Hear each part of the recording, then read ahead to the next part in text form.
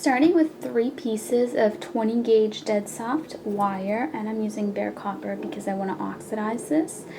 And I have 2 pieces that are really long. They're about 11 inches long. And then the third piece, you can make it just as long and you can just cut it later, or if you want to save wire, you can make it just a little bit shorter. If you do make it a little bit shorter, make sure that when you're holding it, like I'm holding it right now, the 2 longer pieces are on the bottom and the shorter piece is on the top. So I am holding it, I'm giving myself maybe like 1.5 inches, 2 inches here. That's going to be saved so I can do the bail with that later. And then I'm using 26 gauge, you can use 28 as well, that'll work just as well. Weaving wire, also dead soft round, also copper, bare copper, and I'm putting it in right above this very bottom wire, just like this.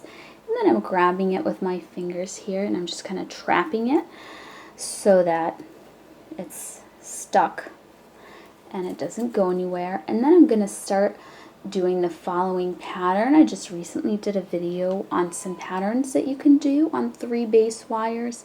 So if you want to watch that video for some ideas, maybe there's going to be a pattern that you like more than this one, but this is the one I'm going to do. So I'm bringing the wire up, then I'm bringing it underneath the top wire, then I'm bringing it down underneath the second wire. It essentially makes like a little loop. So I have a little loop around the bottom, a little loop around the middle. Now I'm bringing it back up over and under the top wire, which makes a little loop around the top wire. So I just have like 3 little loops going up.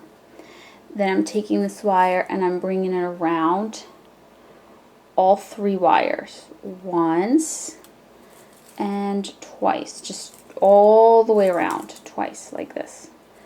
And now I am bringing it above the bottom wire again and up. That's 1 little loop above the middle wire, and then underneath it, that's a little loop around the middle, above the top wire and underneath it, that's a little loop around the top, and then again twice around all 3 wires like this.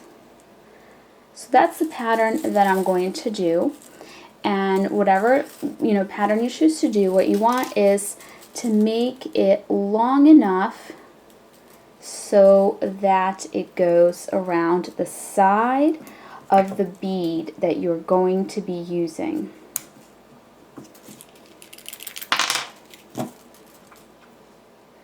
So if this is the bead that I'm going to use, then I want this pattern when I bend and shape the wire to go all the way around from one hole to the other hole. So you can start shaping it once it's getting long to get a good idea to see if this will indeed cover, the side of your bead.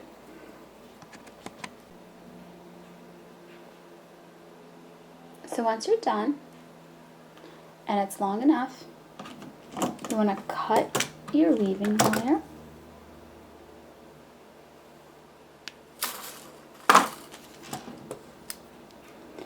And then pinch that with your pliers so it's not sticking up.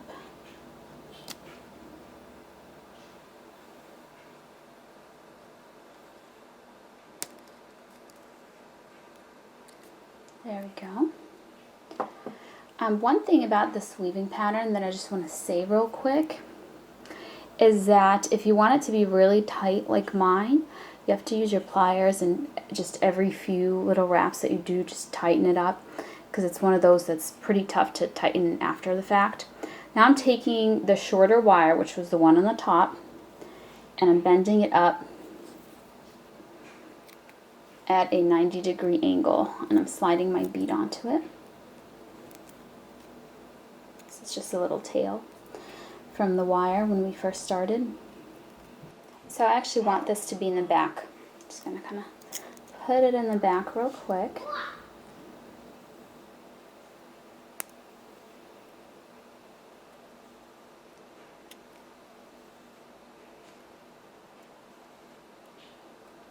So just make sure it brings your stone how you want.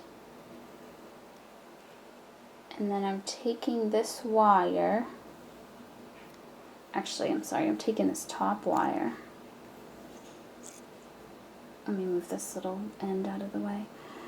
And I am bending it around this central wire here. So you can cut your little weaving wire end. I'm just going to trim that right off. And basically I'm making like just one little wrap. And then I'm cutting this wire as well. Then I'm using my pliers just to pinch that little end of it down. Here's what it looks like now. This stays the side of it because it's connected to that wire there. So these wires up here are going to be used to make the bail. So I have one going straight up, and then I have this other one here, and then I have a third one that I'm just trying to line up. So this part, you just have to try and line them up together because they don't start out being right next to each other. You can use your pliers. Here's what the back looks like. You can kind of use your pliers if you need to. It's easier to have them be evenly spaced out than right next to each other, just due to the fact that they're all coming from little different locations here. So I'm going to have them spaced out like this, and then I will weave a pattern around them because they will be my bail. So I'm going to go ahead and do that. I'm going to go ahead and weave my pattern now. So I'm taking my wire. You can do any pattern that you want. Just be careful if yours are spaced out that you don't pull really hard and you don't bend them all out of place. What you can do is you can just bend these two here just to make it easy to put your wire in. So I'm going to do kind of just like I did on the other one around the bottom, one loop around the middle, one loop around the top. Again, careful not to pull too hard. And then all the way down. I'm just going to do this once instead of twice. I did it twice on the side here, but I'm going to do it once. And then again, bottom, middle, top. So this is the pattern that I'm going to be doing. And then I will tighten it up in just a minute, unless you like the spacing of it, in which case, of course, you can leave yours. But I do want to tighten mine up a little bit. So I'm just going to take my pliers, and first I'm going to flatten it this way, and then I'm just going to slide it down like this. So this is going to be my pattern, and I'm going to weave that until I get probably to here or so that I can bend it and form my bail. Alright, so now that it's tall enough for my bail, just want to take something round, like a little pencil or something, or if you happen to have bail making pliers like these, then you just bend around to form your bail, like that. And now, just gonna slightly move these little ends of the bail out of the way. We're going to work on the bottom. Here on the bottom we have two wires right next to each other. So what you want to do is you want to keep them next to each other like this. You want to keep them flat, and you want to grab them and you want to start to twist them into a loop like so. And then if you want to use your pliers, if the wires kind of moved a little bit, you can use your pliers to make sure that the wires are nice and flat and right next to each other, not one on top of another. So this is totally up to you, but you just have to make a bunch of little loops. You can make them all in the same direction. You can make them in different directions. Like right now, I just started turning it in a different direction. It's really up to you. The key is to try and really keep it flat as you turn it so you don't mess up that look of them being right next to each other. And then of course you can use your pliers if it got a little bit messed up. So that's really all that there is to it. You can make the little swirls on the larger side, or you can try to just really tighten them up, get them to be as tiny as possible. It's really up to you. You can kind of hold it up and see how it's looking.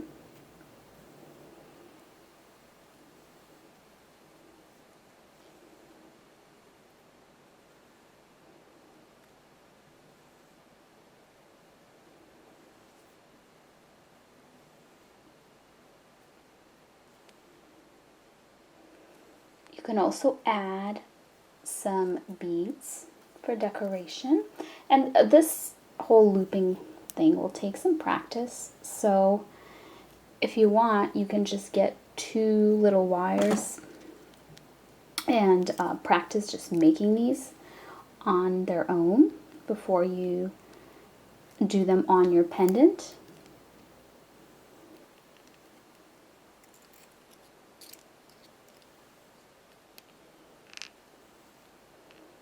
I'm trying to tighten it by pulling it with my pliers because I can't really pull it with my hands anymore.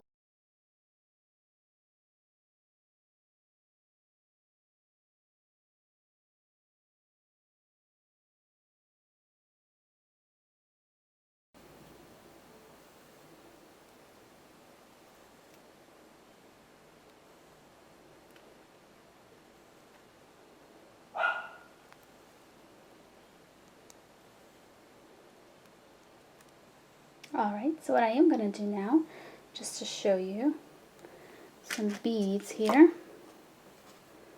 I grab some copper beads. A little one, a slightly bigger one. So these are from Monster Slayer,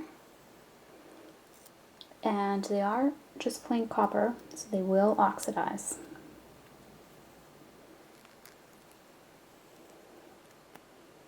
Alright, so here's what that would look like. I just like the way it looks with the little beads. So now I have these wires in the back here. I'm just gonna bend them around my bail. That's gonna lock my bail in place.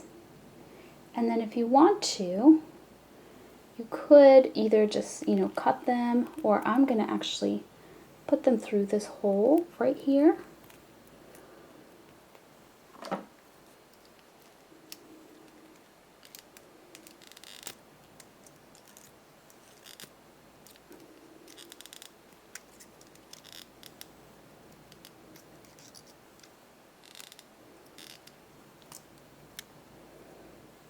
Like this. And I'm gonna make little loops with them.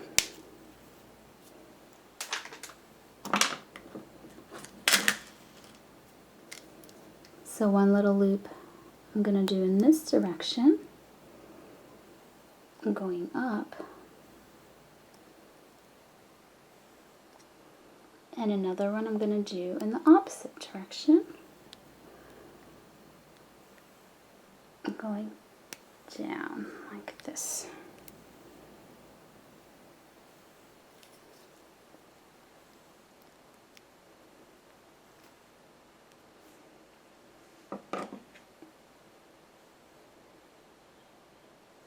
And then with these, I'm going to separate these two side ones like this, and bring them up.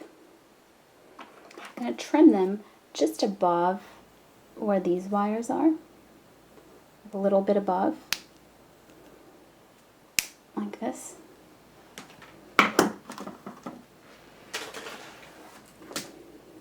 Then I'm going to take my round nose pliers again and I'm going to turn them so that they go inside,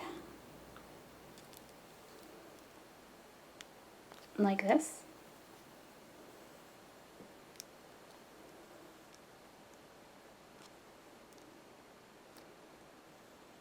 You can actually see the little end of the wire right there. See that? How it's just made like a little loop. I'm just gonna close up that loop.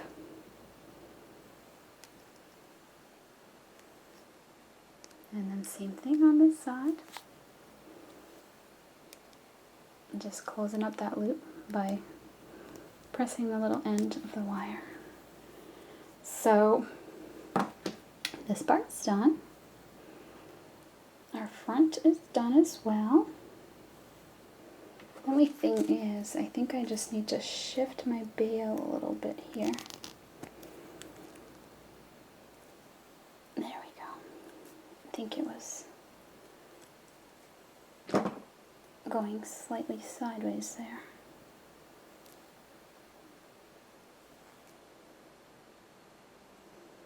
And now I just have this little wire here. So I want to connect it. I'm going to put it right through here. So I have it going all the way down the back of my bead so that my bead can't turn. There we go. So what I'm going to do is I'm just going to curl it around this way.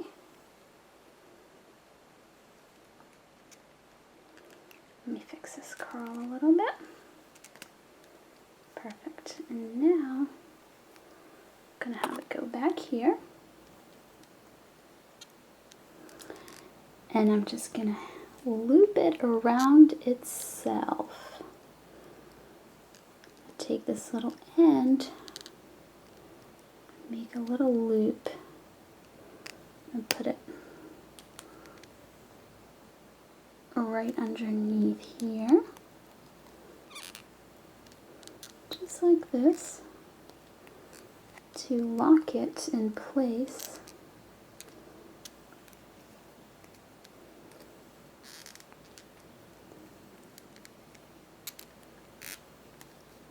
Just gonna flatten this so that it doesn't stick out. So there's a little loop going around this wire, and then here it's in the right spot. Here's our pendant. You can play around with it a little bit, like if some of these got moved out of place, or if you want to just mess around with it a little bit. I think I'm good with it the way that it is now. And that's it. This is the finished pendant. And then here's the back of it.